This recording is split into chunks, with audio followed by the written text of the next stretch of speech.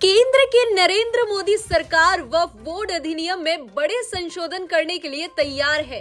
केंद्रीय मंत्रिमंडल ने अधिनियम में कई संशोधनों को मंजूरी दे दी है, जिसे वक्फ बोर्ड की शक्तियों को फिर से परिभाषित करने की दिशा में अहम कदम माना जा रहा है।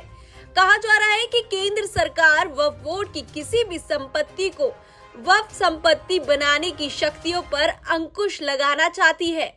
सूत्रों के अनुसार शुक्रवार 2 अगस्त की शाम कैबिनेट ने वक्फ अधिनियम में करीब 40 संशोधनों को मंजूरी दे दी है। प्रस्तावित संशोधनों के अनुसार वक्फ बोर्ड की विवादित संपत्तियों के लिए निवार्य सत्यापन का प्रस्ताव किया गया है।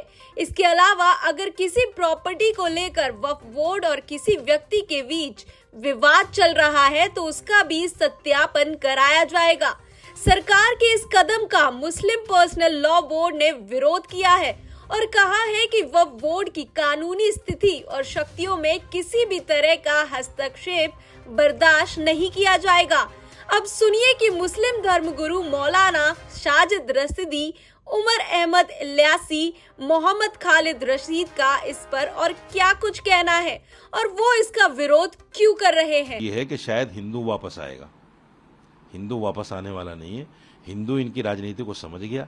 जिस तरह से राम मंदिर को लेकर इन्होंने ड्रामा किया है और उसका राजनीतिकरण किया है, उस धार्मिक स्थान का जिस तरह इन्होंने राजनीतिकरण किया है और जिस तरह से उनको भुनाने का काम किया है, वो हिंदू भाई समझ गया है कि इनकी आस्था नहीं है, ये सिर्फ कुर्सी बचाने के लिए सब कुछ कर रहे हैं। पहली बात तो ये है कि मैं ये समझता हूँ कि जो वक्फ के अंदर जो अमेंडमेंट हो रहा है, कल कैबिनेट की बैठक हुई है और अब कल संसद में इस पर प्रस्ताव आना है। अमेंडमेंट एक प्रक्रिया है जो समय समय पर होती रहती है। हर एक्ट में संशोधन हुआ है। ये कोई नई बात नहीं है कि वक्फ एक्ट में ही संशोधन हो रहा है। वक्फ एक्ट में भी बार बार संशोधन हुए हैं। देखिए, वक्फ प्रॉपर्टी जो भी मुसलमान वक्फ करता है या वक्फ ऑलरेडी की है, उसका बुनियादी मकसद ये होता है कि वो किसी न किसी चैरिटेबल पर्पस के लिए या जिस भी पर्पस के लिए वक्फ की गई है उसको उसी पर्पस के लिए इस्तेमाल किया जाए, जिसको कि वाक़िफ़ की मंशा कहते हैं।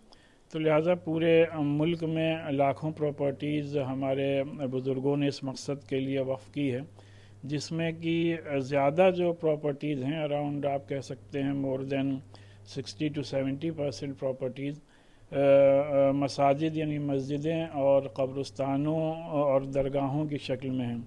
और इसी के साथ साथ मुल्क में इन प्रॉपर्टीज़ को रेगुलेट करने के लिए 1995 का वक्फ एक्ट मौजूद है। फिर 2013 में गवर्नमेंट ने उसमें कुछ अमेंडमेंट्स किए और ये वक्फ मुस्लिम धर्मगुरु वक्फ एक्ट का पुरजोर से विरोध कर रहे हैं। उनका साफ तौर पर कहना है कि जब से मोदी सरकार बनी है तब से केवल मुसलमानों को टारगेट करने के लिए बिल ला रही है। महंगाई और रोजगार पर कोई बात नहीं हो रही है। जिन हिंदुओं ने बीजेपी को वोट दिया है उनको भी सोचना होगा कि इस सरकार ने हमारे लिए क्या किया। बीजेपी देश में ऐसा माहौल बना रही है कि देश का दोबारा बंटवारा हो। अब इस एक्ट पर कितना सियासी हंगामा देखने के लिए मिलेगा, ये वक्त पर है। Bureau report TV7 Bharat.